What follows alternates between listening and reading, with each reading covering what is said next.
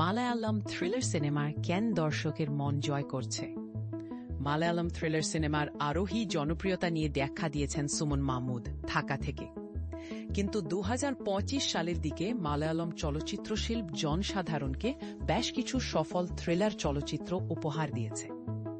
রেখাচিত্রম এবং officer on duty নামক cinema দুটির মনোমুগ্ধকর গল্প বলার ধরন এবং চমৎকার অভিনয়ের মাধ্যমে দর্শকও মুগ্ধ করেছে। রেখাচিত্রমের পরিচালক চৌফিন টি চাকো এই থ্রিলার ফিল্ম এই ক্ষেত্রে বিশেষভাবে প্রশংসিত হয়েছেন।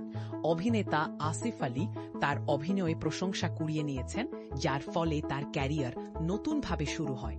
কারণ কি, কেন মালায়ালামের ক্রাইম থ্রিলার সিনেমাগুলো এতটা জনপ্রিয় হয়ে উঠেছে? এর উত্তর থাকে বাস্তবতা আর আবেগের গভীরতায়। আইডেন্টিটি সিনেমার অভিনেতা টোভিনো থমাস এক প্রচারণা অনুষ্ঠানে বলেন, এক ভালো থ্রিলার সিনেমা এমন হয় যা শেষ পর্যন্ত আপনার কৌতূহল জাগিয়ে রাখবে। মলিউড এই শিল্পে দারুণ দক্ষতা প্রদর্শন করতে পেরেছে। প্রত্যেক চলচ্চিত্র গঠনমূলক, সামাজিক এবং মানসিক দৃষ্টিভঙ্গি জাবিয়ে তোলে। লেখকের ধন্যবাদ জানিয়ে থমাস বলেন, মলয়াল থ্রিলার কাহিনী বলার কৌশলে কোন মতো দক্ষ।